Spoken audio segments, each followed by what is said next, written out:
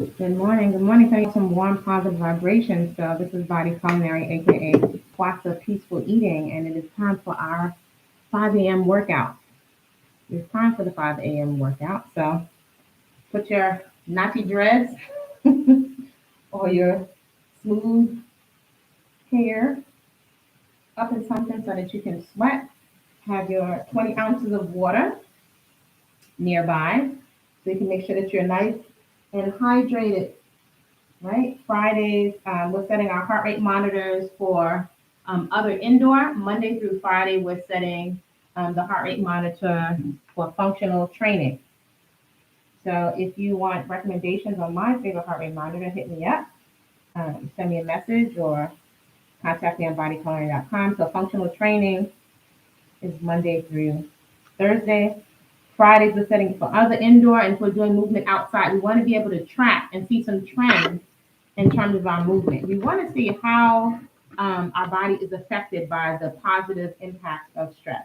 So I'm going to set my heart rate monitor for other indoor.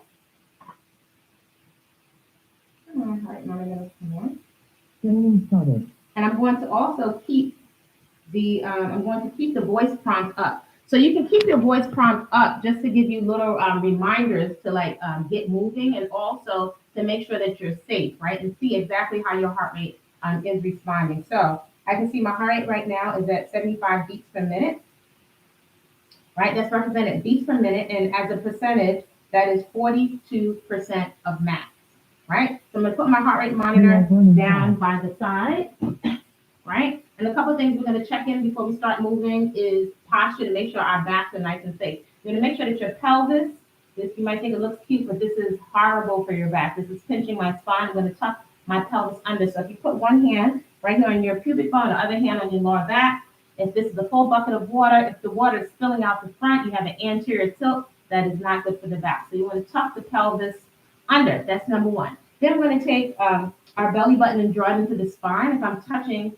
your back, you want to draw your belly button all the way in, blow the air out, right? So you can really engage your core. Not to like my girdle, my internal girdle, not external Spanx or waist trainer, but I'm engaging my internal girdle. That is important. So likely that's going to shut off, right? If you're not used to doing that all day. Several times during the movement practice, we're going to check in to make sure that our core is fully engaged. Our shoulders, we want our shoulders around, down, and back. A lot of space between the shoulder and the ear. So if your shoulders are elevated, the only depression we want around here is shoulder depression.